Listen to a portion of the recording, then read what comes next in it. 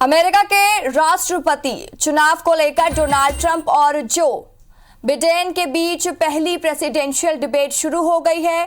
America में 3 नवंबर को चुनाव के लिए वोट डाले जाएंगे।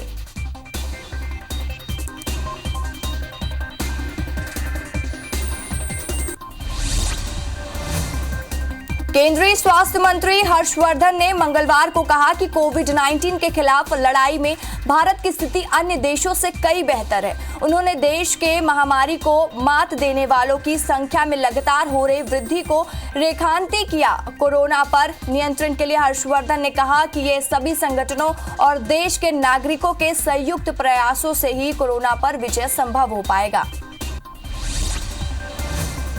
चीन की बढ़ती आक्रामकता के मद्देनजर भारत, जापान, ऑस्ट्रेलिया और अमेरिका के विदेश मंत्री क्वेड में तहत 6 अक्टूबर को बैठक करेंगे। यह बहुप्रतीक्षित बैठक टोक्यो में होगी। क्वाड के निशाने पर कोई देश नहीं है, लेकिन ये अनौपचारिक समूह चीन पर अपनी निगाह रखेगा। साथ ही वह इंडो पैसिफिक और हिंद महासागर की सुरक्षा पर इसके प्रभाव को करीब से देख रहा है। बॉलीवुड में ड्रग्स कनेक्शन की जांच को लेकर एनसीबी का दायरा लगातार बढ़ रहा है। अब तक दीपिका, सारा अली खान, श्रद्धा कपूर, रिया के बाद अब बॉलीवुड के नामी एक्टर पर एनसीबी का शिकंजा कर सकती है। वहीं बॉलीवुड के 3 एक्टर एनसीबी की रडार पर है। एनसीबी अब इनके खिलाफ बहुत सबूत जुटा रही है। जिन 3 अभिनेताओं का नाम सामने आया है, उनका नाम SRA से शुरू होता है। बिहार विधानसभा चुनाव की तैयारियों को लेकर भारत निर्वाचन आयोग की 7 सदस्यीय टीम मंगलवार को पटना पहुंची। आयोग के ये 7 सदस्य पटना के 3 दिनों तक रुकेंगे और चुनाव की तैयारियों से हर पहलू पर निगरानी रखेंगे, समीक्षा करेंगे। पटना पहुंचने वाली टीम में आयोग के महासचिव उमेश सिन्हा, उप निर्वाचन आयुक्त सुदीप जैन शामिल हैं। बता दें कि बिहार में चुनाव की तारीख का ऐलान हो चुका है। मध्य प्रदेश में बीजेपी जल्द प्रत्याशियों का ऐलान करने वाली है। दिल्ली दौरे के दूसरे दिन सीएम शिवराज आज राष्ट्रीय अध्यक्ष जेपी नड्डा और केंद्रीय पदाधिकारियों से मुलाकात करेंगे। आज शाम मध्य प्रदेश बीजेपी की भी बैठक रखी गई है। कोरोना के दौरे में राजनीतिक कार्यक्रमों के आयोजन पर मध्य प्रदेश हाईकोर्ट ने सख्ती दिखाई है। ग्वालियर बेंच ने चंबल संभाग के 8 कलेक्टर को तलब किया है। इन्हें आज कोरोना को लेकर कार्रवाई की रिपोर्ट पेश करने को कहा गया है। उपचुनाव के लिए उतरे कंप्यूटर बाबा कल देवास के हटपिपलिया के ग्रामीण क्षेत्रों में पहुंचे।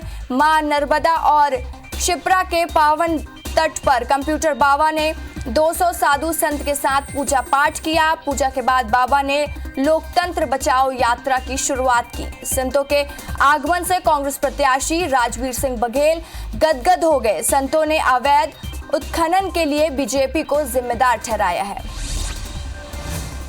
सीएम भूपेश बघेल ने मंत्रियों और पीसीसी चीफ मोहन मरकाम के साथ की मंत्रणा। केंद्रीय कृषि कानून के खिलाफ राज्य में लाए जाने वाले कानून के मसौदे पर चर्चा की गई। इधर रायपुर में किसान संगठनों ने बैठक रखी है और इसमें आंदोलन की रूपरेखा तय की जाएगी। छत्तीसगढ़ बीजेपी की नई टीम का ऐलान कर दिया गया है। शिवरतन शर्मा को प्रदेश उपाध्यक्ष बनाया गया तो पवन साय को महामंत्री का जिम्मा दिया गया। प्रदेश कार्य समिति सदस्य में रमन सिंह, बृजमोहन अग्रवाल, सरोज पांडे, राम विचार नेताम को शामिल किया गया। विशेष आमंत्रित सदस्य में 36 लोगों के अलावा 83 नेताओं को स्थायी सदस्यता में जगह मिली। उपचुनाव की तारीखों के ऐलान के बाद चुनावी तैयारी तेज हो गई है। पूर्व सीएम कमलनाथ आज मंदसौर दौरे पर जाएंगे। कमलनाथ यहां सेक्टर, मंडल, बूथ लेवल के कांग्रेस पदाधिकारी और कार्यकर्ताओं के साथ बैठक करेंगे। बीएसपी विधायक रामबाई ने उपचुनाव को लेकर बड़ा बयान दिया है। रामबाई ने कहा है कि हमारी पार्टी सरकार बनाने की तैयारियों के साथ उपचुनाव लड़ रहे हैं। कुल 15 सीटें बीएसपी की आई तो सरकार हम बनाएंगे और किंगमेकर मायावती होंगी और दूसरी पार्टी के समर्थक एवं संयोजक बीएसपी का सीएम बनेगा। रामबाई ने कहा कि किसानों का कर्जा माफ हुआ है। केंद्र सरकार के नए कृषि कानून के विरोध में छत्तीसगढ़ में किसान संगठनों ने एकजुट होकर आंदोलन करने की तैयारी कर ली है। आज सभी संगठनों के पदाधिकारी राजधानी रायपुर में बैठक करने वाले हैं। इस बैठक में नए कानून से किसानों को होने वाले नुकसान पर चर्चा कर इसके खिलाफ प्रदेश व्यापी आंदोलन शुरू करने की रणनीति तैयार की जाएगी। मध्य प्रदेश के सतना जिले के सिंहपुर थाने में युवक की मौत के मामले में सियासत तेज हो गई है। कांग्रेस विधायक सिद्धार्थ कुशवाहा के घर में मृतक के परिजनों ने पनाह ले रखी है। पिछले 2 दिन से मृतक की लाश लावारिस हालत में पड़ी है। प्रिंटर के जरिए सतना में नकली नोटों का कारखाना चला रहा है। आरोपी की जमानत याचिका को जबलपुर हाई कोर्ट ने ठुकरा दिया है। आरोपी अरुणोदय सिंह की ओर से दाखिल दी गई ये याचिका 29 जुलाई को गिरफ्तार होने के बाद से जेल में है और मामले की जांच भी पूरी हो चुकी है, लिहाजा उसे जमानत दी जाएगी। छत्तीसगढ़ में नक्सलियों के खिलाफ रणनीति बनाने केंद्रीय आंतरिक सुरक्षा सलाहकार के विजय कुमार सुकमा पहुंच गए हैं। यहां पहुंचकर उन्होंने बेजी कैंप में जवानों का हौसला बढ़ाया। सीआरपीएफ के डीजी और स्पेशल डीजी नक्सल ऑपरेशन के साथ भी विजय कुमार ने चर्चा की है। दुर्ग भिलाई के निर्माणाधीन फ्लाईओवर पर पावर हाउस चौक के पास हादसे में एक ठेका श्रमिक की मौत हो गई। हादसा निर्माण कंपनी रॉयल लिमिटेड की गड़बड़ी से हुआ है। वहीं स्ट्रिंग प्लेटों को निकालने के दौरान 40 फीट ऊपर से लोहे की प्लेट खिसक कर ठेका मजदूर के सिर पर गिर गया। वहीं मृतक के परिजनों ने कंस्ट्रक्शन कंपनी से मुआवजे की मांग की है। पत्थलगांव स्टेट बैंक में सेंध मारकर 11,55,000 रुपए की चोरी का मामला प्रकाश में आया है। प्रबंधन ने इसकी शिकायत पुलिस से की है, जिसके बाद से पुलिस मामले की जांच में जुट गई है। बैंक प्रबंधन चंदन कुमार सिंह ने बताया कि बैंक स्टाफ ने जब बैंक के रुपयों का मिलान किया तब चोरी का खुलासा हुआ। कांकेर में पत्रकारों से मारपीट के मामले में जिला कांग्रेस कमेटी ने जिला महामंत्री को निलंबित कर दिया है। जिला अध्यक्ष सुभद्रा सलाम ने ये आदेश जारी किया। 26 सितंबर को पत्रकार सतीश यादव से मारपीट के मामले में सभी पत्रकार थाने पहुंचे थे। थाने से निकलने के बाद जिला महामंत्री अब्दुल जफर मेमन, गणेश तिवारी और अन्य ने वरिष्ठ पत्रकार कमल शुक्ला पर जानलेवा हमला कर दिया था। दुनिया भर में कोरोना संक्रमितों की संख्या 3 करोड़ 38 लाख के पार पहुंच गई है। वहीं कुल मौत का आंकड़ा 10 लाख के पार पहुंच गया है। अब तक दुनिया में 2 करोड़ 51 लाख मरीज ठीक हो चुके हैं। वहीं दुनिया में 76,84,000 से ज्यादा एक्टिव मरीजों का इलाज जारी है। विश्व में भारत से सबसे ज्यादा मरीज सामने आ रहे हैं। देश में कोरोना संक्रमितों की संख्या 62,23,000 के पार पहुंच गई है। देश में अब तक 51,84,000 मरीज इलाज से ठीक हो चुके हैं। कोरोना से अब तक 97,000 लोगों की मौत हो चुकी है। भारत में कोरोना के एक्टिव केस 9,40,000 के पार पहुंच गए हैं। पिछले 24 घंटे में रिकॉर्ड 80,000 से ज्यादा मरीज सामने आए हैं। मध्य प्रदेश में कोरोना के 1877 नए केस मिलने से संक्रमितों की संख्या 1,26,000 के पार पहुंच गई है। प्रदेश में एक दिन में 39 मौत से कुल आंकड़ा 2,281 हो गया है। वहीं 2,433 मरीज स्वस्थ होने के साथ ही कुल आंकड़ा 1 लाख के पार पहुंच गया है। अभी राज्य में 21,317 एक्टिव मरीजों का इलाज जारी है। हॉटस्पॉट इंदौर में संक्रमितों का आंकड़ा 24,000 हो गया है। छत्तीसगढ़ में 24 घंटे में कोरोना के 2,197 नए मरीज से आंकड़ा 1,10,000 के पार हो गया है। प्रदेश में एक्टिव मरीजों की संख्या 31,000 के पार पहुंच गई है। राज्य में अब तक 74,514 लोग डिस्चार्ज हो चुके हैं। 24 घंटे में 14 मौत से कुल आंकड़ा 916 पहुंच गया है। वहीं राजधानी रायपुर में लॉकडाउन में 52% मरीज कम हुए हैं। आईपीएल के 11वें मुकाबले में सनराइजर्स हैदराबाद और दिल्ली कैपिटल्स का आमना सामना हुआ। इनमें हैदराबाद ने जीत का खाता खोला। अबुधाबी में उसने दिल्ली कैपिटल्स को 15 रनों से मात दी। 163 रनों के लक्ष्य का पीछा करने उतरी दिल्ली की टीम निर्धारित ओवरों में 147 रन ही बना पाई।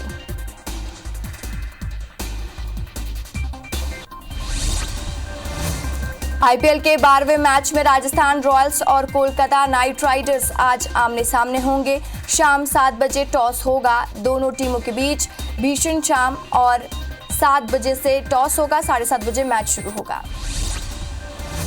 जगदलपुर शहर में सालों पुराने पेड़ों को काटने से बचाने के लिए अलग अलग समूह के लोग अब खुलकर सामने आ रहे हैं।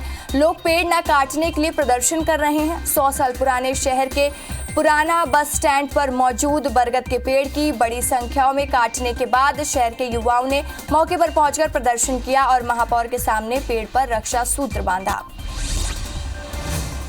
कोरबा जिले में उत्तर पुस्तिका जमा करने के लिए डाकघरों में परीक्षार्थियों की भीड़ उमड़ रही है। परीक्षा के बाद छात्रों को 5 दिन के भीतर उत्तर पुस्तिका विश्वविद्यालय में भेजनी होगी, लेकिन कोरबा में 2 अक्टूबर तक लॉकडाउन है। अब छात्र भीड़ में खड़े होकर उत्तर पुस्तिका भेजने को मजबूर है। लोरमी नगर पंचायत के एल्डरमैन पर सरकारी जमीन और कब्जा का आरोप लगा है। वार्ड क्रमांक 10 में पार्षद के सहवासियों के साथ मिलकर तहसीलदार को ज्ञापन सौंपा है। पार्षद घनु राजपूत के आरोप लगाया है कि एल्डरमैन पालेश्वर राजपूत और उसका साथी दुर्गा मंच के लिए प्रस्तावित जमीन पर बाउंड्री वॉल खड़ा कर रहे हैं। एमपी के अनूपपुर और मरवाही में उपचुनाव के मद्देनजर निर्वाचन आयोग ने निर्देश के चलते अमरकंटक में अंतर्राज्यीय बैठक का आयोजन किया गया। बैठक में अंतर्राज्यीय सीमा पर किसी भी तरह की अवैध राशि या सामग्री के परिवहन पर नियंत्रण के लिए चौकसी बरतने के निर्देश दिए। मरवाही उपचुनाव में कोरोना संक्रमण को देखते हुए यहां 49 नए मतदान केंद्र बनाए जाएंगे। निर्वाचन आयोग की गाइडलाइन के अनुसार जिन मतदान केंद्रों में 1000 से अधिक मतदाता हैं, वहां उसी परिसर के आसपास ही नए मतदान केंद्र बनाए जाने का प्रावधान किया गया है। मतदान केंद्रों में सैनिटाइजर, मास्क, फेस शील्ड और पीपीई किट भी व्यवस्था की जाएगी। पत्थलगांव के स्टेट बैंक शाखा में चोरों ने चोरी का असफल प्रयास किया। सेंध मारकर चोर बैंक के अंदर घुसे और लाकर तोड़ने का असफल प्रयास किया। वहीं पुलिस की टीम फुटेज खंगालने में जुट गई है। पुलिस ने रांची में 3 क्विंटल गांजा के साथ 2 लोगों को गिरफ्तार कर लिया है। जब्त गांजे की कीमत 30 लाख रुपए आंशिक बताई जा रही। दोनों आरोपी गांजे को पिकअप वाहन पे छिपाकर उड़ीसा से रायपुर ले जा रहे थे। चेकिंग के दौरान पुलिस को असफलता मिली। धमतरी के मगर रोड थाना अंतर्गत एक कलयुगी बेटे ने अपने पिता को फावड़े से हमला कर मौत के घाट उतार दिया। पुलिस ने आरोपी को गिरफ्तार कर लिया है। पुलिस की माने तो आरोपी की मानसिक स्थिति थोड़ी खराब है। फिलहाल पुलिस मामला दर्ज कर आगे की कार्रवाई शुरू कर चुकी है। कबीरधाम जिले के 16 पंचायतों में पीएम आवास में गड़बड़ी का मामला सामने आया है। जांच के बाद जिला पंचायत सीईओ को 331 प्रधानमंत्री आवास निर्माण में गड़बड़ी मिली। अब सीईओ ने मामले में 78 लोगों के खिलाफ मामला दर्ज कर लिया है और पत्र लिखा है। वहीं अगर समय पर निर्माण कार्य पूरा नहीं कराया जाता है तो आगे सख्त कार्रवाई करने की बात कही है। कोरोना के चलते मूर्तिकारों की माली हालत खराब हो गई है। इस बार बंगाल से कोरबा आकर मूर्ति का निर्माण करने वाले मूर्तिकार मायूस हैं, जिसके चलते अब मूर्तिकारों को एडवांस जमा कराने के बाद ही मूर्ति बनाने का निर्णय लिया है। बता दें कि गणेशोत्सव में ऑर्डर नहीं मिलने से मूर्तिकारों को भारी नुकसान हुआ है। रायगढ़ नगर निगम ने कलेक्ट्रेट, जिला न्यायालय सहित सरकारी दफ्तरों को जोड़ने वाले चक्रपथ में ऊंचाई बढ़ाने का फैसला किया है। साथ ही चक्रपथ में किनारे स्टीयरिंग वॉल भी बनाए जाने की बात कही है। बता दें कि निगम ने ये फैसला बारिश में हर साल चक्रपथ डूबने और सरकारी दफ्तरों में शहर से संपर्क टूटने की समस्या को देखते हुए लिया है। कोरिया जिले में खंडा जलाशय के फूट जाने से हुए फसल नुकसान के आकलन का काम राजस्व विभाग ने पूरा कर लिया है, जिसके बाद शासन ने जलाशय और फूटने के प्रस्तावित खंडा, खुडरी और कसरा में 68 किसानों को 4,26,202 रुपए की सहायता राशि उनके खाते में भेज दी है। वहीं किसानों ने मुआवजे को कम बताया है।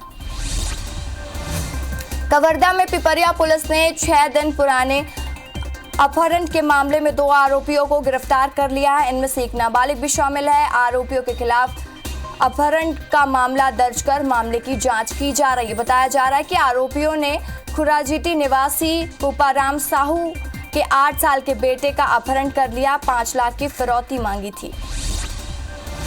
प्रदेश में खाद्य एवं औषधि विभाग में गड़बड़ी सामने आई है। कार्यकाल खत्म होने के बाद भी अधिकारी जांच सैंपल के साथ साथ लाइसेंस जारी करने का काम कर रहे हैं। अंबिकापुर के पार्षद आलोक दुबे ने पीएम, सीएम और स्वास्थ्य मंत्री से लेकर अधिकारियों तक शिकायत की है। मामले में जिम्मेदार कार्रवाई की बात कर रहे हैं। नशे के कारोबार के खिलाफ सरगुजा आईजी रतन लाल डांगी ने अंबिकापुर कोतवाली के प्रभारी टीआई समेत गांधीनगर टीआई को एनडीपीएस के कार्रवाई में लापरवाही बरतने पर लाइन अटैच कर दिया है। वहीं कोतवाली के एएसआई धनंजय पाठक और गांधीनगर थाने के एएसआई ब्रिजकिशोर पांडे का जशपुर ट्रांसफर कर लाइन अटैच कर दिया है।